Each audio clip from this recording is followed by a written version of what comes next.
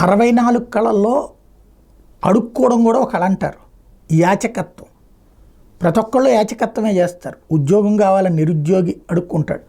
అలాగే ఏదైతే రాజకీయ నాయకులు ఓట్లు అడుక్కుంటారు, అవినీతి పరుడు లంచాలు అడుక్కుంటాడు. అడుక్కోవడం అనేదాన్ని గనక ఒక రూట్లో చూస్తే అది ఉంటుంది. అయితే పని పాట చెయ్యకుండా అడుక్కునేటటువంటి దాన్ని మాత్రం అంగీకరించటం లేదు. ఈ యాచకత్వాన్ని ఆపాలి, నో డౌట్.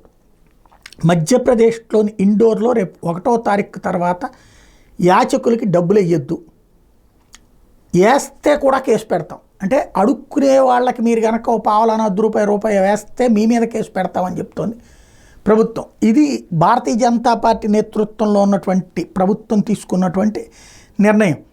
టోటల్గా కేంద్ర సామాజిక న్యాయ సాధికార మంత్రిత్వ శాఖ దేశంలో 10 నగరాలు పైలట్ ప్రాజెక్ట్ చేయబడితే ఢిల్లీ, బెంగళూరు, చెన్నై, హైదరాబాద్ సహా పలు నగరాలు ఈ జాబితాలోనే. ఇక్కడ భిక్షాటం చేసే వాళ్ళకి చేయడానికి నిషేధిస్తూ ఒకవేళ భిక్షాటం చేసే వాళ్ళకి డబ్బులు ఇచ్చిన ఎఫ్ఐఆర్ నమోదు చేస్తామని ప్రకటించారు. ఇది విచిత్రమైనటువంటి అంశం.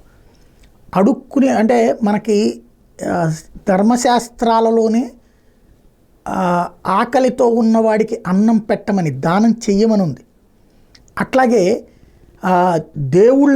దేవుళ్ళే యాచించారు అన్నటువంటిది. ఏది ఆ రోజున బలిచక్రవర్తిని విష్ణుమూర్తి వామనావతారంలో 3 అడుగుల భూమి కావాలని చెప్పేసి యాచించి తీసుకున్నటువంటిదే. అట్లాగే ఇట్లా రకరకాల మన పురాణాల్లోనే ఉన్నటువంటి కాన్సెప్ట్.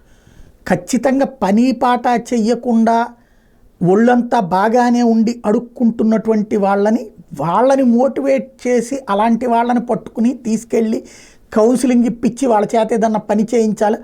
అవసరమైతే నిర్బంధ పని విధానం పెట్టచ్చు వాళ్ళ మీద. అలా కాకుండా టోటల్గా యాచకత్వం లేదా రోడ్ల మీద ఇబ్బంది పెట్టి ఆ వాహనాలని ఆపేసి విసిగిస్తున్న చోట కూడా వాళ్ళ మీదన చర్య తీసుకోవచ్చు. అట్లాగే వాహనాలను ఇబ్బంది పెట్టకుండా. అలా కాకుండా టోటల్గా యాచకత్వ నిషేధం అన్నటువంటిది ఇక్కడ కరెక్టా కాదా, ధర్మమా అధర్మమా భవిష్యత్తు తేల్చాల్సి ఉంది.